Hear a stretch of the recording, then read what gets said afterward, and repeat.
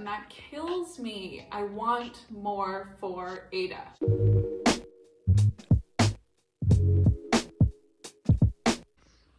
Hello, it's me, your neighborhood book eater, Rebecca. I'm back. We're gonna do a vlog. We're gonna start vlogging. How are you guys? How have you been? How's it been going? I haven't vlogged in a while. You know, sometimes I'm busy. One of my very bestest friends just graduated from one of the master's programs here at Yale, and I've been really busy celebrating her. We threw a party in the backyard. It was great. She's gonna move away. I hate her for that. So things around here have been busy. Also, it's been warming up and I've been, outside and enjoying it. But I'm back with books. I wanna update you guys on some great book mail. I'm sitting here at my desk. It's lunchtime. I want to put you down and show you some book mail. How's that? That works. Okay. Okay, first, Karma, which is this really cool independent art book publisher / bookstore, sent me The Mayor of Leipzig by Rachel Kushner. This was my first Rachel Kushner. She wrote Flamethrowers. She wrote The Mars Room. I really wanted to read The Mars Room, and then I just never got around to it. And then, books happen. But they sent me The Mayor of Leipzig, and it was so good. I wouldn't even call this a book. It's more like a printed, bound short story, maybe, or a novella. Truly 5 out of 5. So good. It's really weird. I'll talk about it more in my May wrap up. But then, because I loved this so much, I knew that Rachel Kushner was printing a book of essays this spring, and I love an essay collection. So I reached out to Scribner and they sent me a copy. Thank you, Scribner. So The Hard Crowd, Essays from 2000 to 2020 by Rachel Kushner. I'm really excited to read this. We definitely are doing a Joan Didion callback here. Clearly Joan Didion vibes happening. I get it. I see that. I'm spoiled. My sweet, sweet friend, Lindsay, who in my last vlog you saw me send Mislaid to, she sent me 2 books. She one-upped me. She outdid it. She spoils. So she sent me Cassandra at the Wedding, which I just finished, and it was so good. Dark and dryly funny and thinky, and loved it. Really strong voice. And then she also sent me Too Much and Not the Mood. I have not read this yet, but I love a Virginia Woolf reference in a title, so this should be great. The blurbs on the back are Tavi Gevinson and Lena Dunham, which is like super millennial. Anybody else read Rookie back in the day? Tavi Gevinson's website? I was obsessed. I mean, they were kind of cool. Higher Ground. This was kindly sent to me by Scribe. This is an advanced copy. A ferocious and funny tirade on motherhood. We know that I love a book on motherhood. Ressie is a writer in her mid-40s, married to Sven, a painter. With their 4 children, they live in an apartment in Berlin. This sounds really good. I know this is a book in translation. Interrogates the structure of modern family life and asks if our lives have become too conventional. So many good things to read. Last little bit of book mail. Deborah Levy has a trilogy of living autobiography. I've only ever read Levy fiction. She has 3 books of autobiography, memoir. The Cost of Living, Things I Don't Want to Know, and then brand new Real Estate. I knew that Real Estate was coming out this year, and I really wanted to read the other 2, but I thought I'm gonna do it all in one go. Deborah Levy. In my last vlog, I mentioned that a short story of Deborah Levy's that contained racist dialect, a racist Chinese dialect, had recently been discussed on Twitter. I discussed it with Ben and Iggy, my 2 booktube friends. I actually talked about it with some other booktube people, Grace and CJ, and a bunch of us were talking about it, and they had some really good thoughts. Hannah also, I think we felt conflicted, and also like our opinions didn't really matter.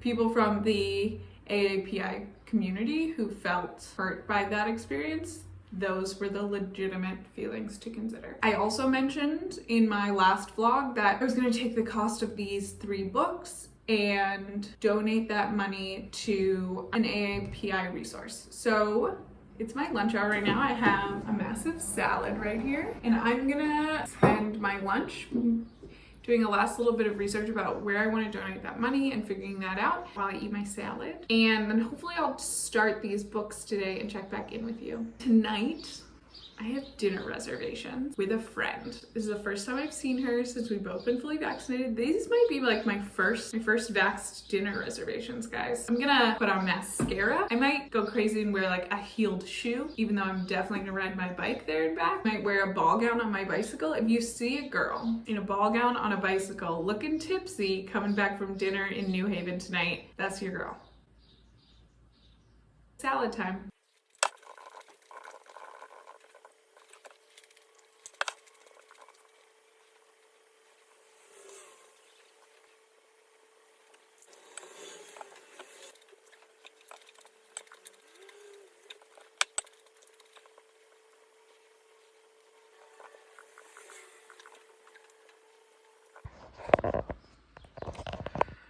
All right.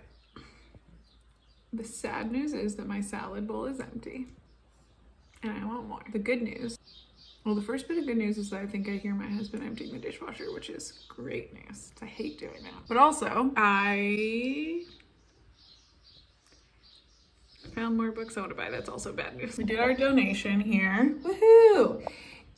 But also, while I was doing that, I came across this list from Books Are Magic, which is a great little bookstore in Brooklyn that I love. And they have a list of upcoming and recent releases from Asian American writers, and so many of them look good. This book, Ghost Forest, out July 13th. I think I'm definitely going to pre-order this. Unnamed Chinese-Canadian protagonist whose father stayed back in Hong Kong, grieving a parent's death.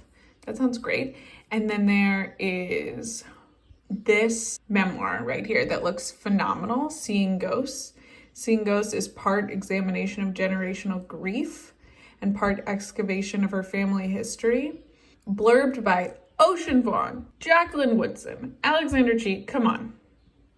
So I'm definitely going to pre-order that. Seeing Ghosts, that sounds so good. Yeah, lots of good stuff here. Could spend all the dollars, I'm sure.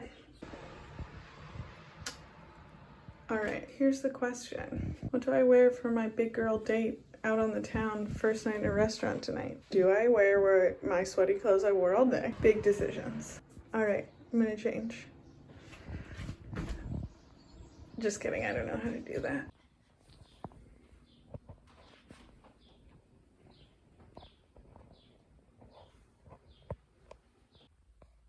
Hi, I'm back at my desk with my lunch. But it's Friday, so I promise you won't have to see me in this exact spot tomorrow. Also, it's Memorial Day weekend, so it's a 3-day weekend. I have a few more meetings left today, and then I'm hoping to finish the Deborah Levy memoir today. So far, we had a great chapter about motherhood and her thoughts on motherhood, and then a really interesting chapter about her growing up. She is from Johannesburg in South Africa, and her father was an activist against racial apartheid in South Africa, and he was arrested, sent to prison for what seems like her entire growing up. So that's what I've got so far. I'm enjoying it. I had a wonderful dinner with my friend last night. We ate good food, we hung out, I rode my bike home at dusk, just like high off social interaction. It was wild. Life hack, write this down, take a screenshot, save this for later. Friends. They're great. Really good for your mood. Thank me later. I'm going to finish out my workday. My husband and I have been watching Underground Railroad, based on the Colson Whitehead book. We only have one episode left. We might finish that tonight. I might be emotionally ruined after that and not able to come on here. So, fair warning. Hope everyone's having a great Friday. I picked my face sits even though I know better than that. Justin, are you excited for our Saturday plans? Yes. Will you tell us what we're gonna do today? Us? Mm-hmm. What are we gonna do today? We're gonna go to the gym. Gym date. Go to Hartford, a Mediterranean restaurant. Restaurant. You might make me go to a rose garden. I'm definitely gonna make you go to a rose garden. Cool. There it is. Back at the gym, baby. Pandemic who? Don't know her.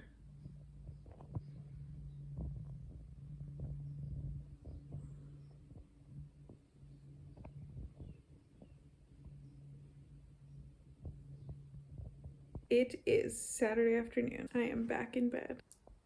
It's really gross and rainy and kind of cold. So I'm gonna read in bed this afternoon. Jess and I went to the gym this morning. It was the second time I've been to the gym since rejoining post-vaccine. And to be honest, I was like, I'm not gonna rejoin the gym. That's an expense I don't need anymore. I can work out at home. But it turns out I'm just a diva who likes her little towels and steam room and fancy machinery. It was great. I'm happy to be back at the gym. Feels like a little bit of normalcy back. I'm not like proud of it, but I think I'm gonna spend my money on that every month. So we went to the gym, back and had a little brunch, took a shower, and now I'm here in bed. I did finish Things I Don't Want to Know by Deborah Levy this morning. I really enjoyed it. It's a tiny little memoir. It tells the story of her being in Mallorca. Take me there. And she's thinking about writing Swimming Home, which is a book that I love. The only standalone book review that is recorded on my channel is for Swimming Home. Great book. And I think that reading in this order is so interesting because I had the experience of reading the book, a piece of fiction, thinking about what it meant to me. And then this really tells a lot about her process. She's writing the book as she's thinking about her experience growing up. As I mentioned before, she grew up in South Africa. Her father was a political prisoner for 5 years for fighting apartheid. When he was released after 5 years, they fled to England and lived in exile. She talks about that trauma and not having a place that feels like home. All of those memories of those experiences informed her writing of Swimming Home, which I think is really interesting considering the character at the center of Swimming Home, the male protagonist, is a Holocaust survivor, also living in exile, who has become a poet to write about that grief. Levy talks about seeking out writing, even as a child when she was first moved to England to deal with that trauma. So I thought that was really illuminating about the book. I feel like I got some behind the scenes action there. And now I think I'm going to read Freshwater by Akwaeke Emezi. Finally, my first Emezi. This is the book that my book club chose this month, and today is the 29th of May, so I need to record a May wrap-up soon. So hopefully I'll read this book in the next 2 days so I can include it in my May wrap-up. So I'm gonna sit here in bed, drink some hot tea, wear my boneless clothes, and read my book. I actually ordered... I did a big order of used books from thrift books, like a lot of books. But my rule was that everything had to be like $5. So I ended up spending, like $60. Just not a ton of money for a huge haul, but I got a lot of books. And June is my birthday month, so I called it a birthday present. How many times can I use that excuse in a month? We shall find out. I ordered Freshwater, cheap little old used copy. I fully support destroyed books, and when I buy used books, I buy them in the worst condition possible because I want to see that other people love them and what they underlined and all that. I ordered Freshwater, but I actually have the library copy here so I can start it while I wait for the hard copy to show up. So I'm going to do that now. We're out of bed. I'm out of bed. We're going on a date.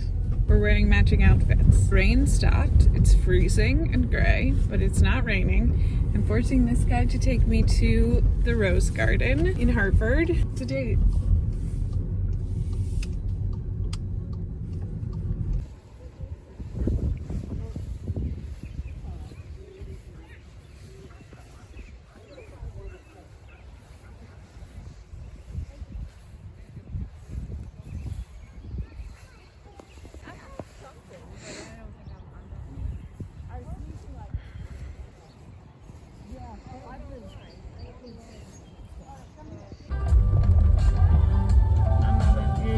Day in New Haven.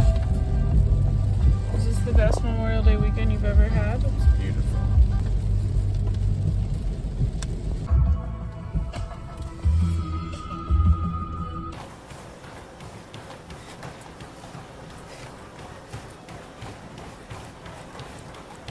Hello. It is Sunday. The weather is truly horrendous. It is terrible. It's freezing, it's raining, it sucks. We went to the gym this morning, took showers, and now I think that I'll be a bad boy and go shopping. I could stay home and read, but that's what I did yesterday. So I think I'm gonna go shopping. Is that wild? Freshwater, I'm about halfway through. We have a main character named Ada, born in Nigeria. Ada is born as a person who is inhabited by mischievous spirits. These mischievous spirits are the narrator of the book so far. They talk about ways that they do harm, ways that they come alive, ways that they are fed and sustained. It's cool. When I first started reading, the first chapter I was like, I don't get it. I don't know what's going on. My frustration tolerance for ambiguity around like fantastical stuff is incredibly low. So I was like pretty close to being like, can't. But I'm really glad I stuck to it. It becomes pretty obvious pretty fast. I can't imagine that's a helpful tip for anybody because there's no one in the world who would be frustrated after a single chapter except for me, but if you are, I encourage you to keep going. My one concern, this idea of sort of fatalism around the trauma that is happening to Ada. Ada has bad things happen to her, specifically bad things done by men in college. There's a little bit of this feeling like, well, she asked for it because she's inhabited by these spirits, or this was always, bad things were always going to happen to her because of these spirits. It's the spirits' fault. When like, nah, it's men's fault. Men are evil. These men that she meets in college in particular are evil and they should be held accountable for that evilness. So that is something I have my eye on. That's it. Yeah, I'm enjoying it. I'm excited to keep reading. I'm excited to go shopping. Maybe I'll show you what I tried, but maybe not. So don't get your hopes up, okay?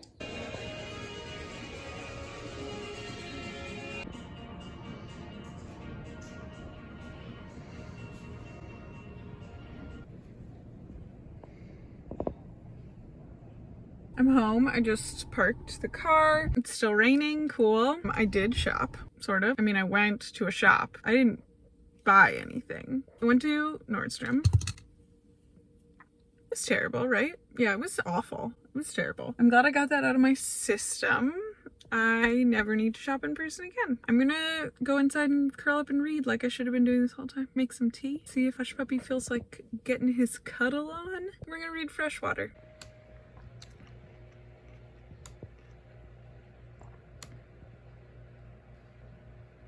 Why do you have original in quotation marks? Because this was the original version of the 13th Amendment. So why is that in quotation marks? Why? Because it is the original. It's not the original. It's enacted. the original. It wasn't enacted. So the first draft. What have you guys been doing all afternoon? You're looking at it.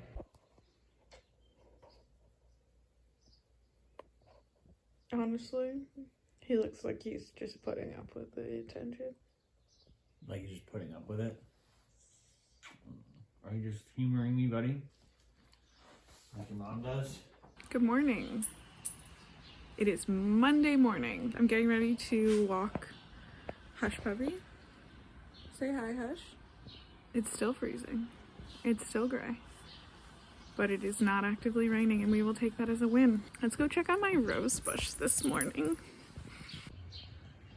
Hey little lady, how you doing there? You look a little droopy from the rain, that's okay. This afternoon you're gonna be perky as ever. Look at that. Look at that. She's amazing. Isn't she amazing, Hush Puppy? And there's still so much to come. We're just getting started, look at that. So many blossoms to come. Look at that. Look at that. I love her. So as I said, it is Monday morning. It is Memorial Day. I still haven't finished Freshwater. I'm about 85% done. I'm gonna finish it in the next couple hours because today's May 31st, which means I'm gonna do my May wrap up today. Finish Freshwater and then I'll do that. I'm enjoying the book. Again, I brought this up earlier. I am annoyed by the fatalism. The sense that Ada was always going to have these bad things happen to them because they were born this way and that's how it was always going to be. And that makes me so angry. It's not your fault, Ada. It's men's fault. But I'll talk more about that when I get home. I was also thinking about how I need to pick a winner for the giveaway of Justin's book. I know people really want one of those, so I'll do that when I get home from this walk. And yeah, I'm gonna walk the dog and I'm feeling self-conscious about talking in public to my phone now. Hey Justin, would you say that going to Home Depot on Memorial Day is chuggy? It's America, babe. Hello, it is time. The time we have all waited for. I am picking a winner of Justin's book. I have a website here, a website.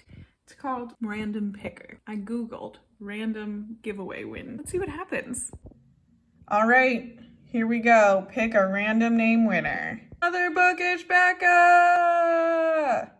Love the name. Feels right because I'm pretty sure her sandwich got the most thumbs up in the comment section, so this is fate. My favorite sandwich is a grilled cheese sandwich made with walnut bread, mozzarella, goat cheese, and fig jam. Now that sounds like an amazing sandwich to me. Justin might hate that that's the winner, but the gods have spoken. The random computer generator picker has spoken. So I'm gonna send Bookish Becca a comment and let her know that she has to give me her home address, and I promise not to abuse that privilege of information. Beautiful people, it is Monday afternoon. It is still very gray here. I'm losing my patience about the weather.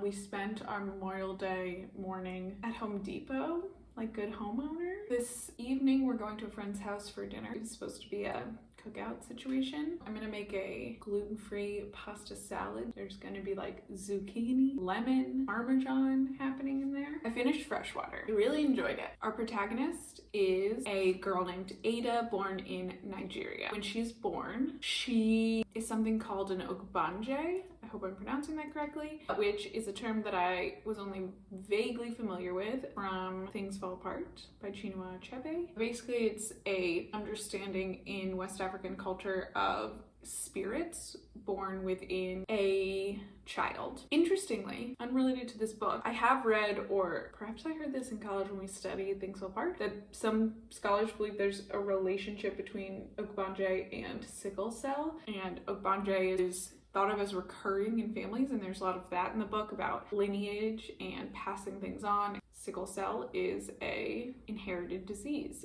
Anyway, Ada, our main character, is born as an ogbanje. At first, there are two spirits inhabiting her brain, Smoke and Shadow. They're like little mischievous spirits who cause her to do mischievous things as she's growing up. Then she goes to college. She is the victim of a rape, and the rape brings to life two more spirits, and these two, especially the first one, really control the narrative from this point on. We follow Ada through adolescence and early adulthood at the whims of this spirit who narrates most of the book. Some chapters are narrated by we, which is Smoke and Shadow, those first two, and very, very occasionally do we hear actually from Ada. We see all of the fallout from this rape, patterns of self-harm, suicide attempt, self-sabotaging tendencies. We see in this book a protagonist, Ada, who is at war with her brain and the forces within her brain. The metaphor for her brain is this marble cage, which I thought was clever.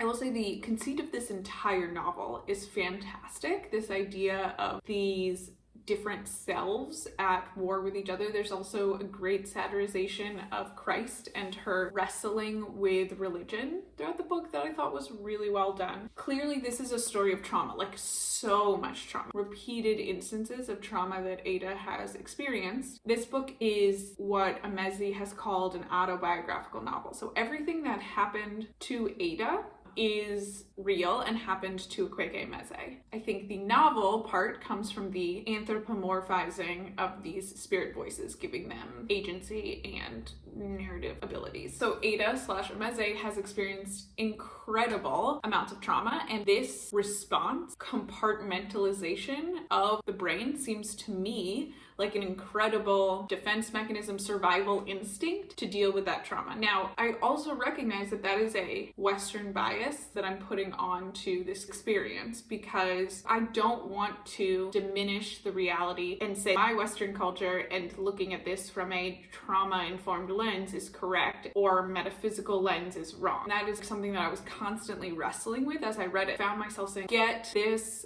person to therapy, get this person medical advice, and then thinking like, well, that is your Western bias. There's no reason that psychological approaches are more legitimate than spiritual approaches. That is a cultural conditioning of mine. And I really liked that this book forced me to consider that. All that being said, I found fatalism of this book really frustrating. The idea that Ada was somehow marked from birth to experience this trauma just felt infuriating and unfair to me, and I wanted accountability, and there seemed like so much self-blame there. Also, I was very frustrated with the incredibly heavily emphasized romantic relationships. Throughout the time of this story, we hear almost nothing about female friendships or friendships at all that aren't romantic, and when we do, they're just passing mentions. They don't have effect on Ada's well-being or spiritual life at all. Only romantic relationships have that effect. That isn't how my life works. A